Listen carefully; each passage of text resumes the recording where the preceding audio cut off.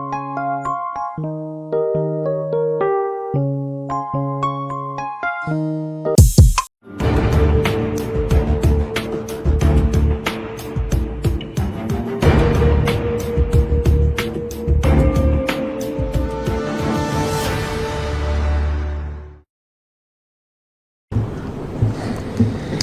nous sommes de retour au plateau pour la dernière partie de cette émission. Nous abordons notre quatrième sujet. Nous parlons à présent du Togo.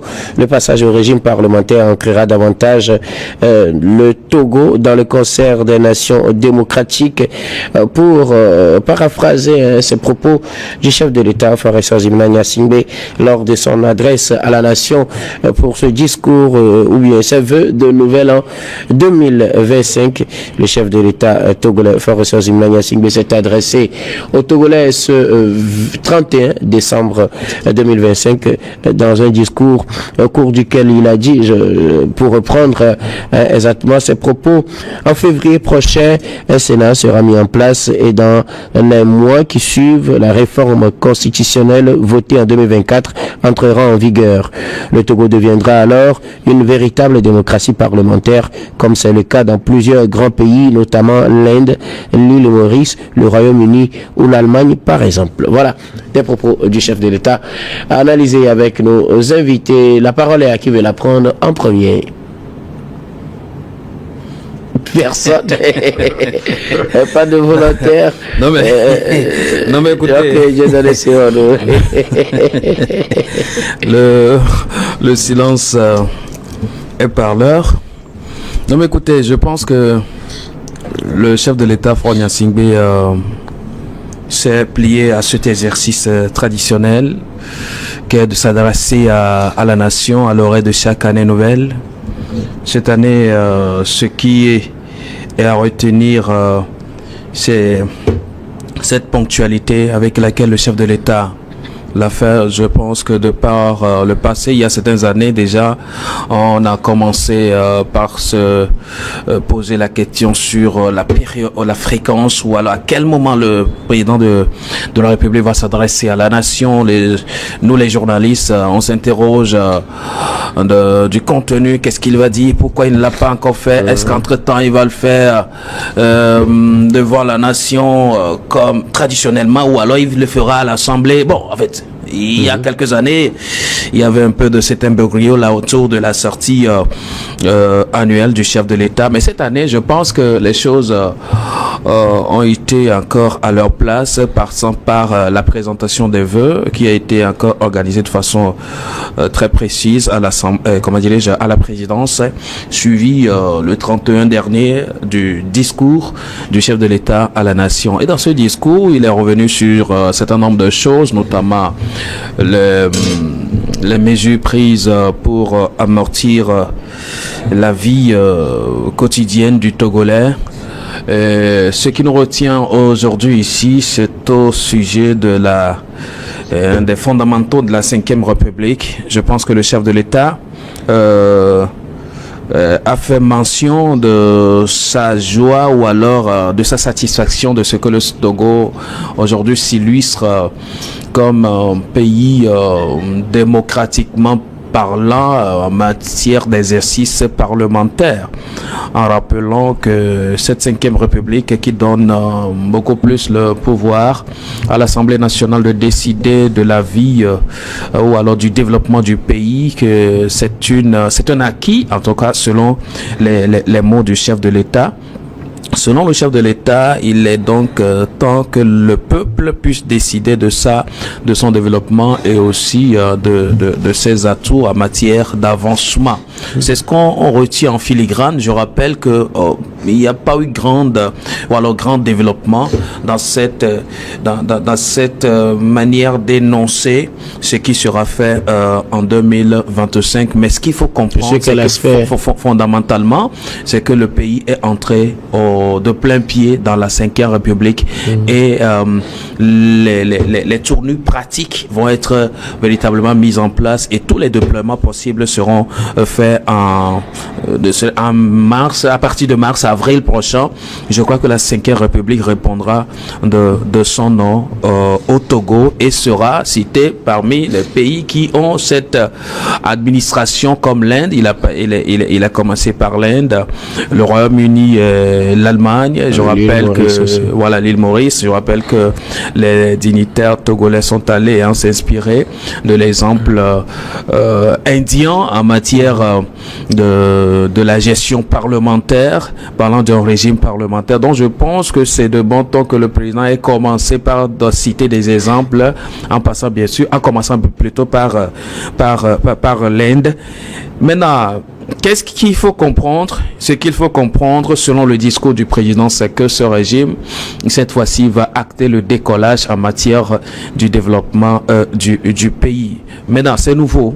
Et nous tous, nous avons pris le temps de discuter autour de ce nouveau régime qui est un peu un grand inconnu pour nous, même si on fait de la théorie là-dessus, on essaie de faire du charlatanisme autour. Le fond même, en matière du déroulement concret, on ne le maîtrise pas assez. Mais je pense que les Togolais seront là pour vivre et ils vont vivre cette 5e République, ce régime parlementaire à partir déjà de février qui sera sacré à l'élection sénatoriale, les Sénats, ou alors le Sénat sera mis en place et donc toutes les institutions de la 5e République graduellement se mettent ensemble pour véritablement faire du Togo dirigé par un régime parlementaire.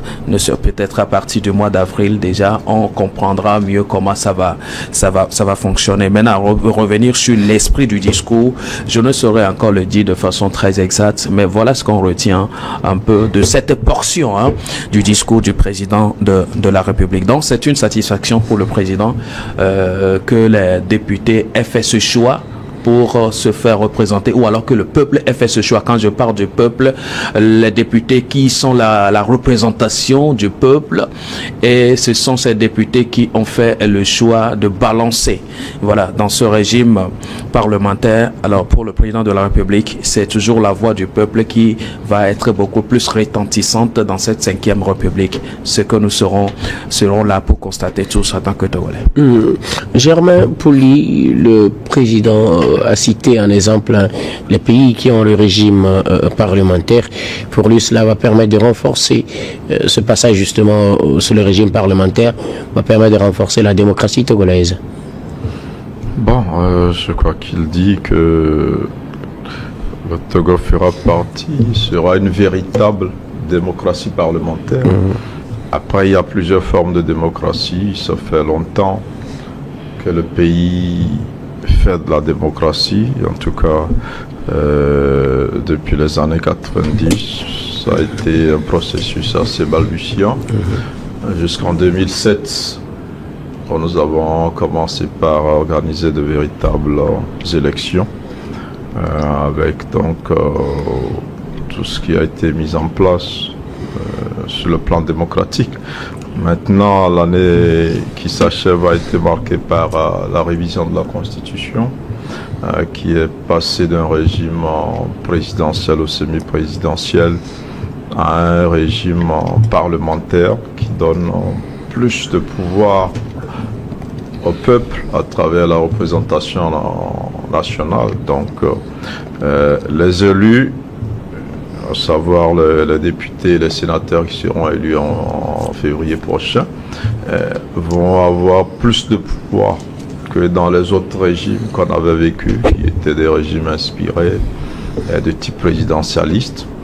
Et aujourd'hui, on expérimente autre chose et ça va prendre effet en 2025, c'est ce que le président a rappelé. Donc c'est une transition importante. C'est une forme de démocratie que le Togo a choisi d'expérimenter, un peu à l'instar de l'île Maurice, de l'Inde, de l'Allemagne. Et donc, je crois que ça peut être une très bonne expérience si toutes les institutions arrivent à jouer leur rôle. Et je m'amusais un peu avant cette émission en disant, mais quel sera le rôle de la presse dans un régime parlementaire, par exemple. Donc, vous voyez que nous rentrons dans un régime où le pouvoir, la plus grande partie du pouvoir est exercée par les élus, c'est-à-dire les députés et les sénateurs, qui vont nommer le chef, le président du Conseil et le président de la République, qui peuvent démettre le gouvernement, ce qui n'était pas le cas dans les précédents régimes. Et donc aujourd'hui, on estime que les préoccupations des populations sont beaucoup plus en compte à travers un tel régime. Maintenant, c'est vrai qu'il y a des régimes, mais il y a des personnes qui incarnent ces régimes, il y a les citoyens aussi qui ont une part active à jouer aussi dans l'avènement et la bonne marche d'un tel régime. Et donc ça va être une expérience assez nouvelle pour le Togo, même si peut-être avant les indépendances, on a déjà expérimenté le régime parlementaire, mais ça reste encore balbutiant. On est sorti un peu de la décolonisation, on n'a pas assez expérimenté cela, donc aujourd'hui ça revient et c'est une transition importante. Et 2025 donc reste une année importante par rapport à ce changement de régime. Et il était important que le chef de l'État, après avoir parcouru un peu tout ce qui a marqué la vie de la nation pendant l'année 2022, avec les conséquences des crises, que ce soit la guerre en Ukraine, que ce soit la guerre entre Israël et le Hamas, que ce soit les défis liés au terrorisme qui frappent la sous-région et et même il allait un peu plus loin entre la guerre commerciale entre les États-Unis et la Chine. Et toutes ces crises-là ont des répercussions sur chaque pays au monde. Et le Togo donc n'échappe pas. Et donc après tout cela, quand même, le président de la République est revenu sur ce que va être cette année. C'est une année assez particulière. C'est le régime parlementaire qui va désormais être qui va désormais être celui-là qui organise la vie de la nation. Donc les leviers du pouvoir vont évoluer un peu. On attend une participation beaucoup plus active des représentants du peuple pour qu'ils exercent un contrôle plus accru sur les actions de ceux qui dirigent, du gouvernement et de ceux qui dirigent le pays. Et donc il était important de le faire. Maintenant, c'est vrai que ça a été un discours assez bref parce que plusieurs décisions fortes ont été prises en amont, sans faire trop de bruit. On a vu un peu la réduction sur le carburant, on a vu des gratifications, on a vu la libération, donc la grâce présidentielle, on a vu un certain nombre de choses qui ont été faites, la réduction des prix sur l'huile, sur certaines denrées alimentaires pour essayer d'aider un peu la population à mieux faire face à la vie chère. Mais le président est revenu sur des aspects qui intéressent un peu plus la population, qui sont les problèmes liés à l'agriculture, qui sont les problèmes liés à l'accès à l'eau, à l'accès à l'électricité, aux pistes rurales aussi, qui sont importantes aujourd'hui pour désenclaver certaines de nos localités.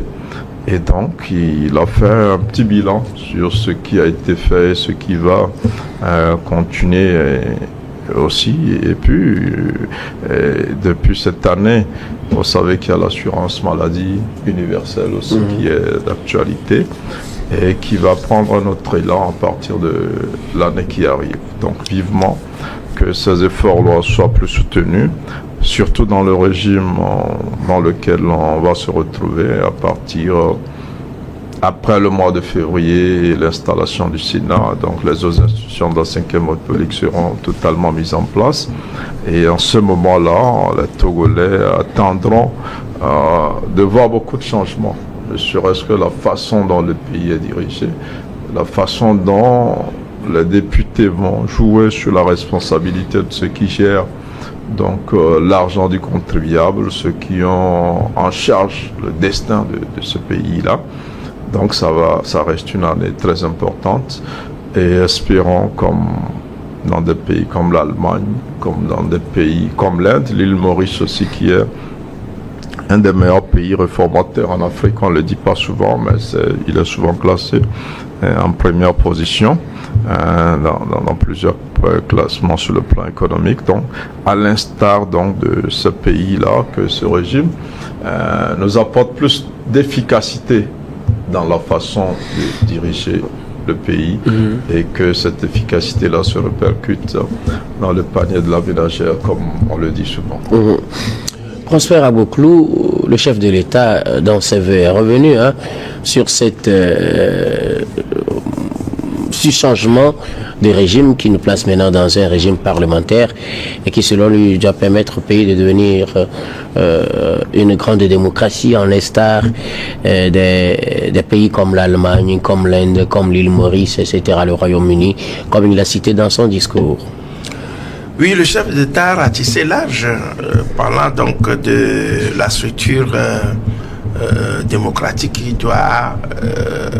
qui convient, je dirais, à l'avenir du Togo, c'est à l'expérimentation. Mais moi, je pense que dans les discours, en tant que panafricaniste, le côté social m'a beaucoup plus intéressé, parce que dans le domaine politique, il y a tellement de calculs.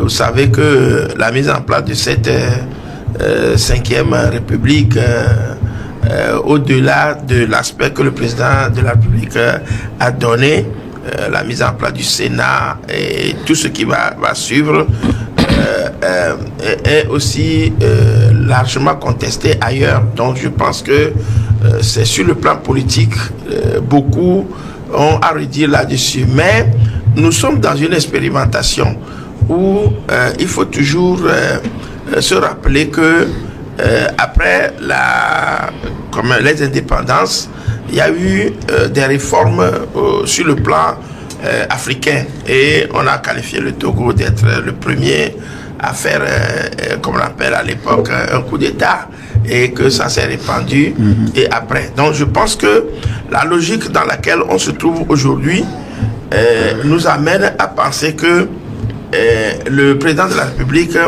a réfléchi sur le contexte dans lequel les élections se passent chez nous. Et ce contexte-là a amené à constater que les élections sont toujours marquées par des violences post-électorales et même préélectorales. Parce que vous allez voir comment est-ce que ça se passe. Et moi, je pense que dans ce sens, la 5e République peut apporter des solutions où il n'y aura pas trop de dépenses d'argent pour élire une seule personne, ou pour que les gens fassent campagne. Il faut débloquer des millions, alors qu'en ce moment, une partie de la population souffre énormément de pauvreté, dans la pauvreté. Donc, je pense que en allant dans ce sens, on peut comprendre l'inquiétude ou les mesures prises plutôt par l'autorité principale pour amener ce régime qui, selon comme on l'appelle les commentaires, amoindriront les coûts dans le processus. Sauf que dans ses vœux, ce n'est pas la raison avancée par le chef de l'État. Il parle plutôt de démocratie. Oui, il parle de... Il n'a pas parlé de coûts d'organisation. Bon, je crois quand même que c'est une analyse qui est faite. Le président de la République a pris un angle. Moi, je comprends par rapport à la démocratie le fait de dire que on nous a soumis souvent à ce dialecte, comme on appelle, à ce dialecte qui dit que la démocratie, c'est le meilleur moyen pour se développer, vous voyez, à peu près. Donc je crois quand même que c'est dans ce sens que j'ai l'impression que le président de la République a pris le président à mettre en place comme on appelle cette stratégie. On aura plus donc de canevas pour trouver les moyens à développer le pays. Donc pour moi, ça rentre aussi dans l'amoindrissement des coûts des élections, il faut mobiliser des milliards et autour donc d'une élection, il y en a 2, 3, 4. Vous voyez à peu près. Donc pour moi, tout est contigu en parlant de démocratie en ce sens-là. Mais je disais tout à l'heure que le côté social m'a beaucoup plus intéressé parce que il faut vivre. Et tout le monde ne peut pas être politique, ne fera pas la politique. Nous qui ne sommes pas dedans, il faut quand même qu'on nous trouve des moyens pour alléger nos difficultés quotidiennes. Et sur le plan agricole, le président de la République a développé un certain nombre donc d'ouvrages qui ont été réalisés, le financement, l'achat des tracteurs, la subvention donc au niveau de l'engrais, la distribution des kits d'irrigation et autres là. Bon, moi je pense que en tant que Togolais de la masse, du bas peuple, les questions-là m'intéressent le plus. L'histoire de l'AMU au niveau sanitaire, moi je voudrais que si ce système, ce régime de la 5e République peut favoriser encore plus le développement social, ça nous amènerait la tranquillité. Je pense que le bas peuple ne parlera plus de politique parce que il suffit de manger à sa faim, de trouver les moyens pour éduquer ses enfants, d'être à l'aise. Et je crois quand même que on oubliera la politique, on laissera la politique aux politiciens parce que ce sont eux qui raflent et qui gagnent dedans. Donc pour moi, aujourd'hui, on est dans un qu'on appelle, je dirais, on va rentrer dans un système qui sera aussi expérimental pour voir si la différence qui est entre régime présidentiel et régime parlementaire. C'est vrai que les réalités des autres pays, l'île Maurice, c'est un petit pays coincé, c'est des îles coincées quelque part. Est-ce que la démocratie a besoin de la taille du pays? Oui, il y a aussi la taille, il y a aussi l'île Maurice est différent. L'Inde, c'est une grande, voilà justement, une grande nation, la chose. une très grande nation, mais qui a mis en place ce système-là depuis des temps séculaires, donc qui est mûri là-dedans. Et l'Inde, vous savez, c'est comme on appelle des fédérations, beaucoup d'États qui constituent aussi l'Inde avec leur aspect. Et quand on prend les Royaumes-Unis, bon, ce sont les Occidentaux, l'Allemagne et autres là. Bon, pour moi, les réalités ne sont pas les mêmes. Maintenant, on va arrimer notre régime parlementaire à nos réalités. Bah, merci. Dieu donne, vous voulez ajouter quelque chose? Oui, justement, moi je voudrais sortir un peu du discours du chef de l'État.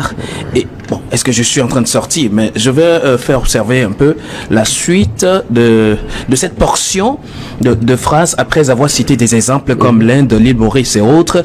Le chef de l'État disait: je me réjouis de cette évolution. Quelle évolution? Le basculement dans la 5e République. Je me réjouis de cette évolution qui permettra au peuple togolais d'être mieux représenté et contribuera efficacement à la préparation de l'avenir du pays. Alors, je veux m'intéresser à la représentation du peuple togolais.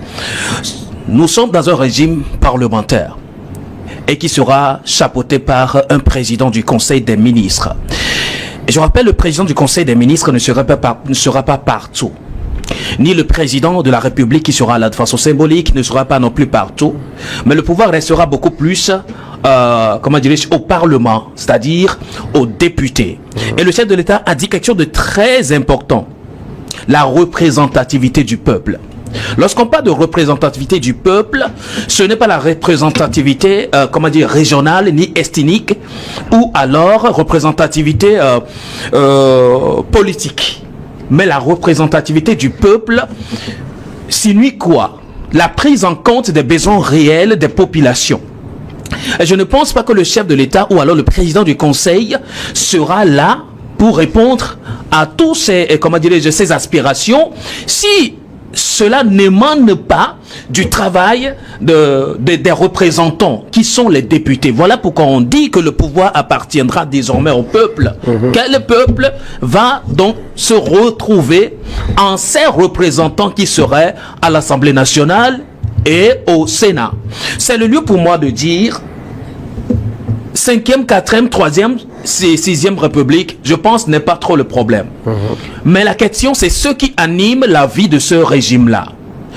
Ma question, c'est ce qui anime, plutôt l'intérêt, c'est ce qui anime la vie de ces institutions-là.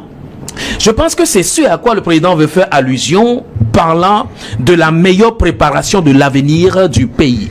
Si chacun à son niveau ne joue pas véritablement son rôle, je pense que la préparation du pays, de l'avenir du pays, aura un coût.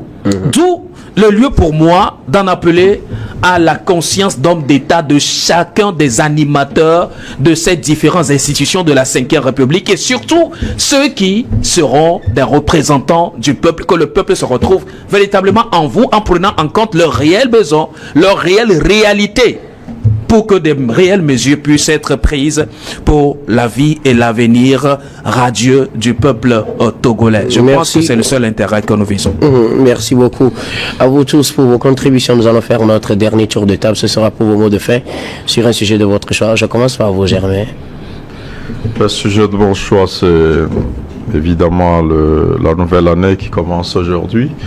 Remercier Dieu déjà d'avoir vu 2025, c'était pas évident.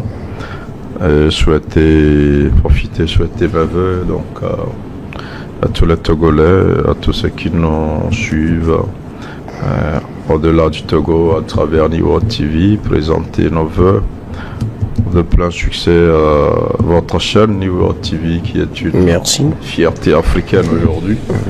À travers tout ce que vous arrivez à réaliser à l'échelle continentale.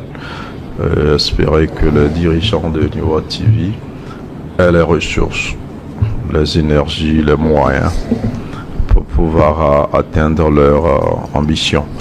Et donc, je crois que pour nous, au niveau de la presse, demander à mieux être, parce que globalement c'est difficile, on parle des autres, on ne parle pas assez de nous.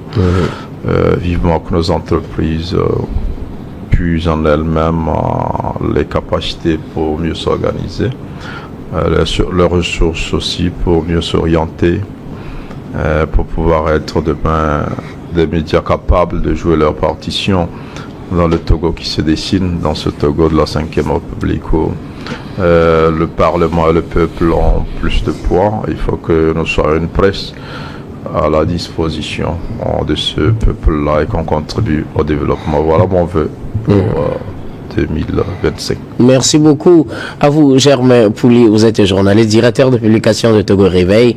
Merci d'être passé sur ce plateau. Merci pour l'invitation. Prosper Avoclou, vos mots de fin. Non, je voudrais d'abord, comme le président de la République nous a souhaité les vœux, je lui renvoie à l'ascenseur en lui souhaitant les vœux à son gouvernement, à tous ceux qui travaillent autour de lui, pour dire qu'ils aient une santé agréable. Et à partir de là, quand on est en bonne santé, on peut tout faire. Maintenant, réitérer vis-à-vis de lui qu'il nous a oubliés. On avait fait beaucoup de demandes la dernière fois, mais on n'a pas de réponse. Nous sommes là, oui, en tant que citoyens, et on revient sur ce plateau puisque c'est un vœu aussi, début d'année, que son agenda puisse capter aussi nos numéros et que nous puissions aussi être rétribués parce que ce faisant, Germain l'a dit tout à l'heure, la presse elle contribue vraiment à véhiculer. Nous venons de décrypter tout ce qu'il a dit et on le transporte vers la population. Il faut de l'énergie. Donc, Monsieur le Président de la République, tout mon respect. Besoin d'énergie. Merci beaucoup à vous, Prosper Avoclou. Vous êtes journaliste et analyste politique. Merci d'être passé sur ce plateau. Merci pour la confiance. Dieu donne ses nouveaux mots de fin. Alors que vais-je dire? Heureuse année à chacun d'entre nous. Heureuse année à tous les dignitaires de ce pays et que la providence divine nous inspire de ce qui a lieu de meilleur à faire en 2025. Je pense que je réitère la dernière partie des vœux de Prosper. Ça a été fait avec beaucoup de tact. C'est intéressant, c'est important. Alors, à mon niveau, je souhaite que cette année soit beaucoup plus une année de prise de responsabilité, chacun à son niveau. Que les entreprises de presse prospèrent, que nos différentes entreprises également puissent avoir du souffle, de l'oxygène pour pouvoir naître, exister et produire. Je pense que c'est en cela qu'on fera la vie du pays, le développement du pays, la vie économique du pays. bien de choses à tous ceux qui prennent le temps de nous suivre depuis le tréfonds du peuple, ou alors du tréfonds du Togo et aussi à travers le monde. Merci pour vos différents mots. C'est ce qui nous rassure, que nous faisons une petite portion de ce qu'il y a lieu de faire. Mais dissocier très souvent notre rôle que nous jouons ici de notre personnalité. Eh bien, nous ne pourrons que nous mettre dans cette posture-là pour croiser des regards. Certaines fois, sur certains sujets, nous ne dirons pas toujours la même chose à chaque instant. Ce sont nos opinions. Ça ne nous rend pas des criminels ou alors des adversaires. Alors que Dieu bénisse le Togo, que Dieu bénisse le monde entier, que Dieu bénisse Niwa TV. Merci beaucoup. À vous, Dieu donné Sewonou, vous êtes journaliste, directeur général de Lion Service. Merci d'être passé sur ce plateau. C'est moi qui remercie, docteur. Nous disons également merci à toutes les équipes techniques et rédactionnelles qui nous ont aidés à préparer et à présenter cette émission. Merci beaucoup à Yves Kofi Maounian, à John à la réalisation, à Cédric Newlands à la diffusion, à Fofogolo à la caméra et surtout à vous, très chers téléspectateurs, de nous avoir suivis. Nous vous adressons nos vœux les meilleurs pour cette nouvelle année 2025. Bonne et heureuse année 2025 à vous.